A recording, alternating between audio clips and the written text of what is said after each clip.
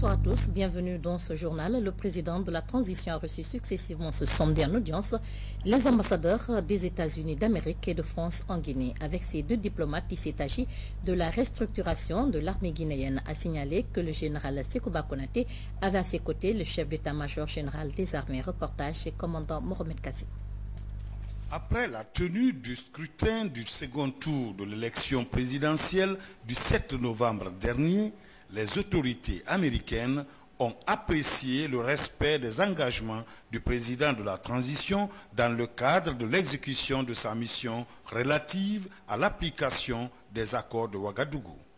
Aujourd'hui, ces autorités sont déterminées à soutenir le général d'armée Sekouba Konaté dans le domaine de la restructuration des forces armées. Cette réforme de l'armée nationale, initiée et pilotée par le commandant en chef des forces armées, a pour objectif la construction des camps militaires, l'équipement des hommes, la formation. Bref, c'est une action qui vise à doter notre armée nationale de meilleures conditions de vie et de travail. Les autorités américaines s'engagent ainsi à accompagner cette politique de réforme du général d'armée Sekouba Konaté. Cet appui est d'ordre financier et matériel pour permettre aux forces armées guinéennes de pérenniser les vertus démocratiques dont elles sont l'artisan. L'ambassadeur des États-Unis d'Amérique, en compagnie de son attaché de défense, a rassuré le président de la transition que leur assistance rentre en action. Au sortir de l'audience avec le président de la transition, qui était entouré du chef d'état-major général des armées, les diplomates américains se sont prêtés à nos questions. Was with us, and these are conversations that the President and our embassy have had as an ongoing basis, simply planning for the future after the elections and after the new government is installed. Nous avons discuté la réforme pour le secteur de sécurité. C'est la discussion que nous avions beaucoup de fois pour planifier pour l'avenir de la Guinée, pour plan de la réforme pour le secteur de sécurité pour l'avenir. Monsieur l'attaché de défense, est-ce qu'on peut savoir ce que l'Amérique peut faire pour la Guinée dans le cadre de la restructuration des forces de défense et de sécurité? Vous savez, on va continuer de donner soutien et c'est pourquoi cette semaine on va rencontrer encore et discuter les détails. L'autre audience du président de la transition a été celle accordée à l'ambassadeur de France en Guinée. Ce tête-à-tête entre le général d'armée Sekouba Konaté et le diplomate français a permis de faire le tour d'horizon des réalités socio-politiques de notre pays.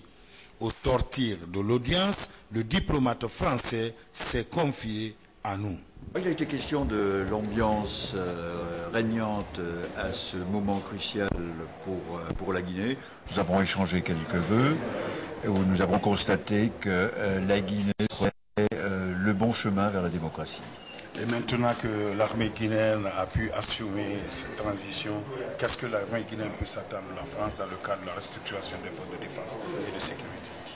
Comme vous savez, c'est un problème qui est étudié depuis un certain temps. La réforme des secteurs de sécurité est en cours dans une étude internationale à laquelle la France participe très activement et elle participera bien entendu à la réalisation de ce plan qui est en cours. Toutes ces rencontres prouvent à suffisance que les pays amis sont prêts maintenant à accompagner financièrement, matériellement et techniquement l'armée guinéenne dans son programme de réforme déjà engagé. Cérémonie d'appropriation hier du protocole d'entente pour une élection apaisée en Guinée. La cérémonie a été organisée par le bureau du représentant spécial du médiateur Blaise Compaoré en partenariat avec la CEDEAO, le NDI et le PNUD. Objectif, une large sensibilisation des jeunes des deux alliances à la paix et à l'acceptation du verdict des urnes. Le compte rendu de François Lama.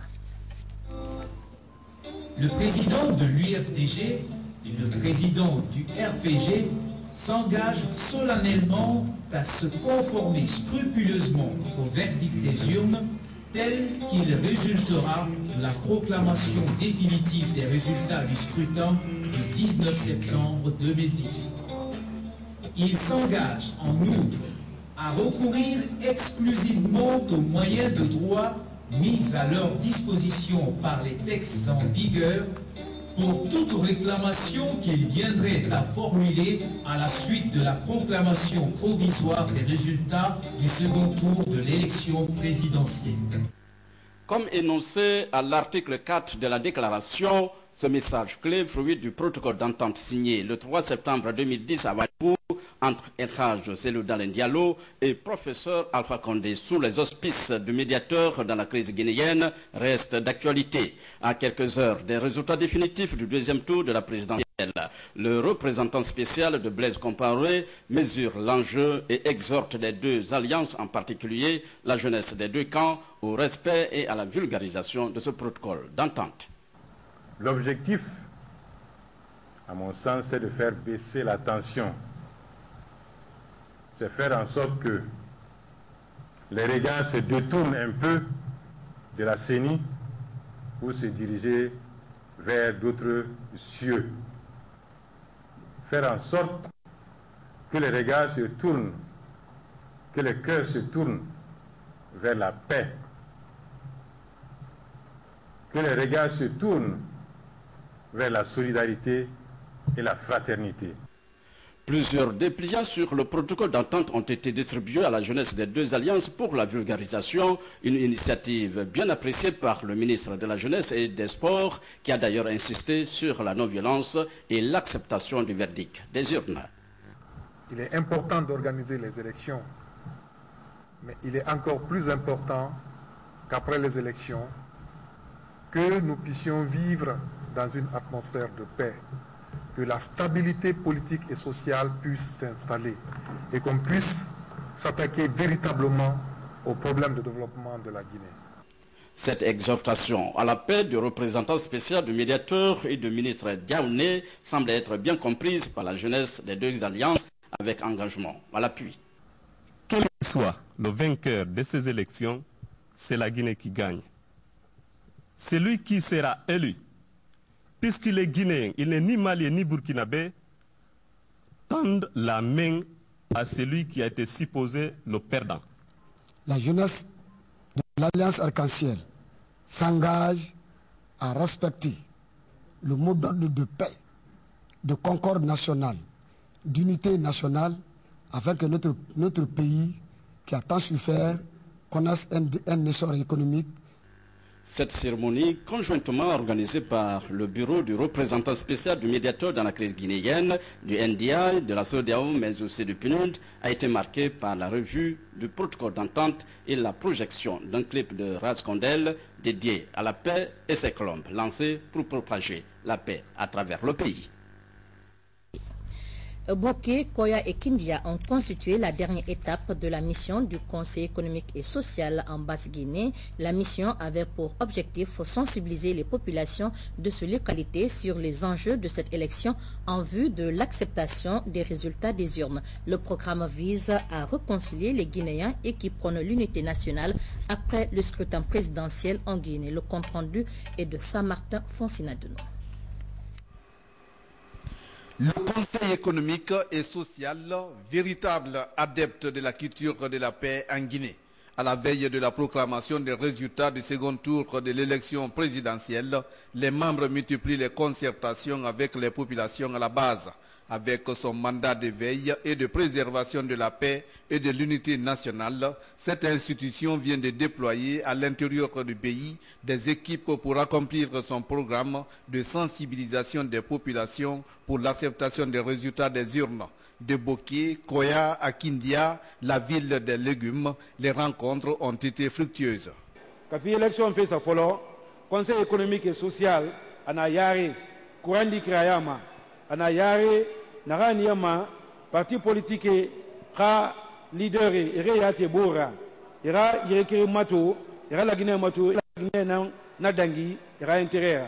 Vaut mieux prévenir que de guérir.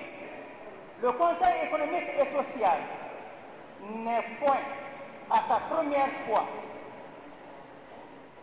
il ne fait que perpétuer des activités salvatrices de même nature que celles qui nous réunissent aujourd'hui dans cette salle, à la préservation de la quiétude sociale.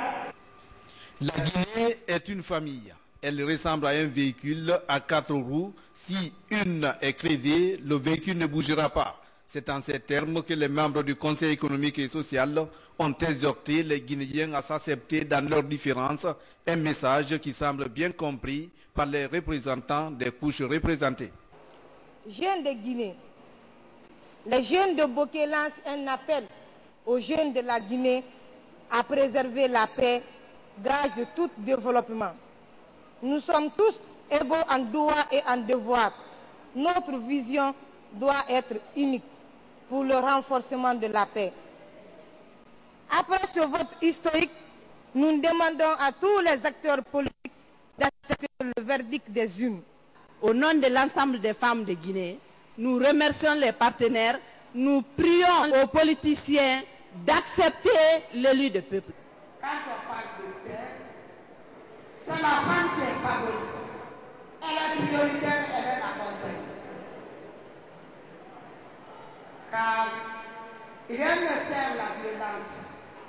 Ces actions qu'on qualifierait de nobles sont quelques normes de valeurs que les jeunes de Kindia intègrent sans pratique dans les milieux sociaux qu'ils fréquentent. Les représentants des deux candidats en lice ont su mesurer la portée de ces rencontres.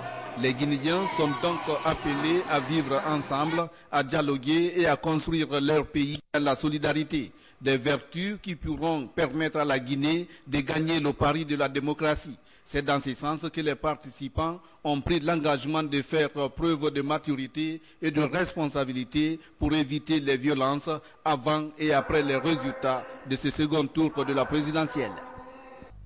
Mesdames et messieurs, nous revenons sur ce communiqué du secrétariat général des affaires religieuses. Le secrétariat général des affaires religieuses a le plaisir d'informer l'ensemble de la communauté musulmane que la fête de l'Aïd el-Adha ou fête de la Tabaski sera célébrée sur toute l'étendue du territoire le mardi 10 Djoul-Hidja correspondant au mardi 16 novembre 2010.